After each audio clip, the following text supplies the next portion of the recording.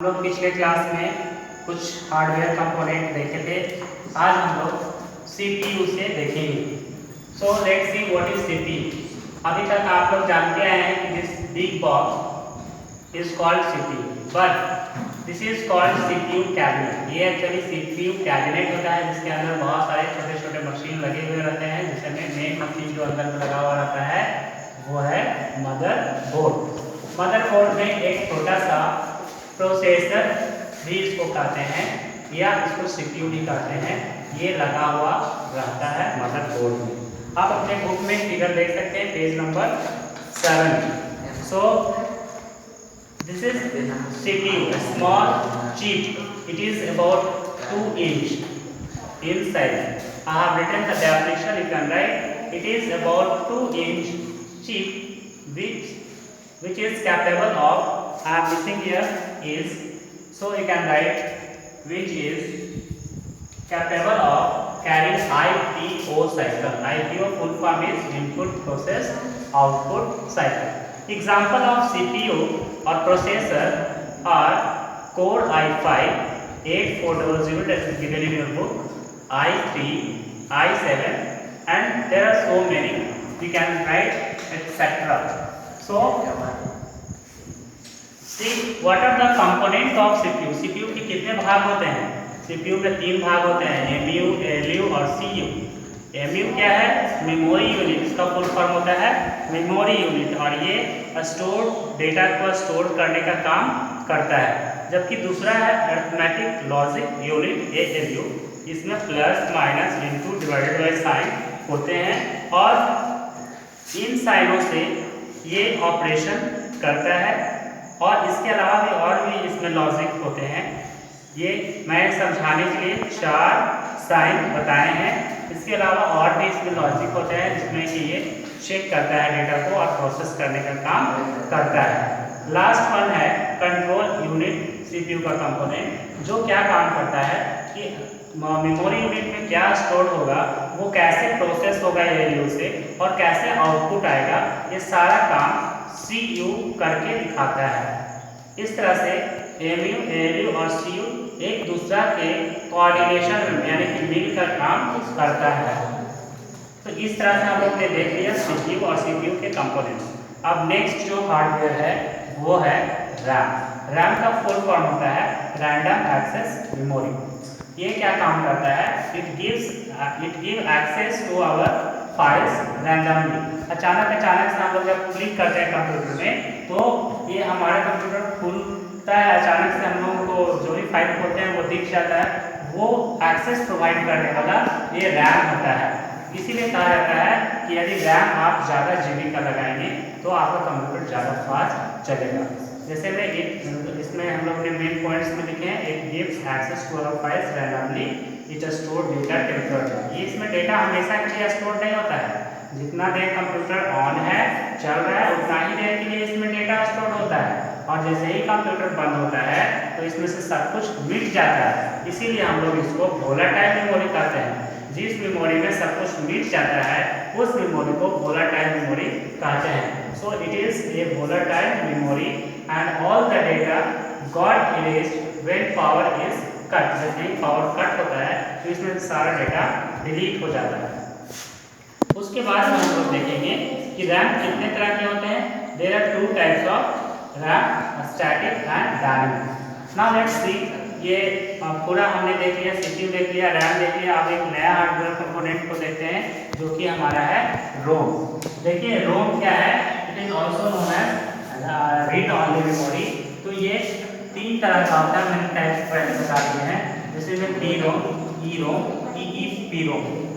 Okay, so what is the full forms? You can see programmable read only memory, erasable programmable read only memory, electronically erasable programmable read only memory. So we can see here that what this ROM does. जब भी computer बनता है जहाँ पे ये pack होता है तो वहाँ पे ही ये इसमें रोम लगा दिए जाते हैं, और रोम क्या स्टोर करके रखता है अपने में? ये BIOS को रखता है, जिसका फुल फॉर्म होता है बेसिक इनपुट आउटपुट सिस्टम। ये basic input output system permanent computer में स्टोर होता है और वो जल्दी मिटता नहीं है और हम लोग वो उसका यूज़ करते हैं। उसका क्या यूज़ होता है ये जानिए कि ये क्या करता है। इसमें एक लाइन आप लिख सकते हैं, it checks the hardware component whether it is connected or not connected, or also software component. What are the different software that is being installed in the computer, है ना, क्या कंप्यूटर में सॉफ्टवेयर लगा है या कौन सा हार्डवेयर लगा है, सबको ये चेक करता है BIOS basic input output system.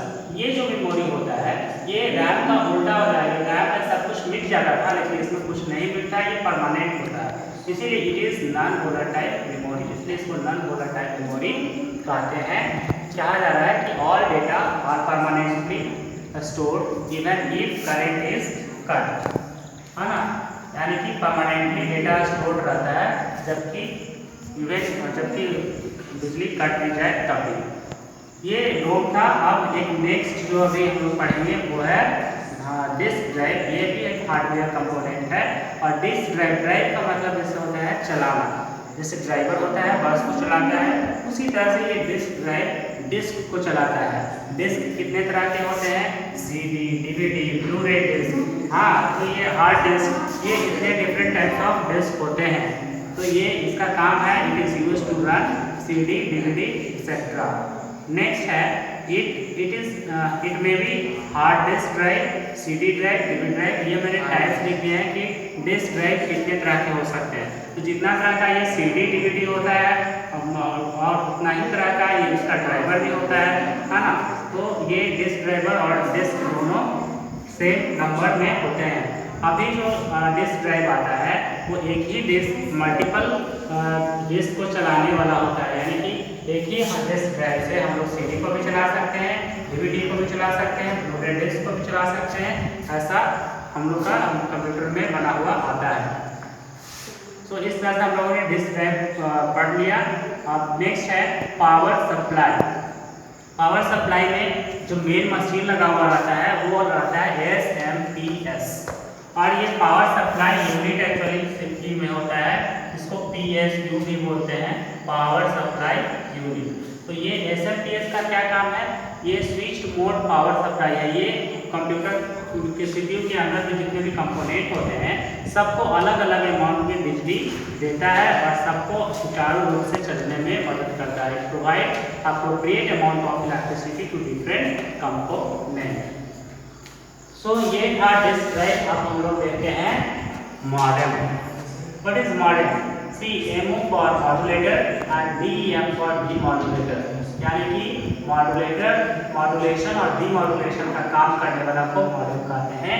Actually ये करता क्या है, it convert digital signal into analog signal and vice versa.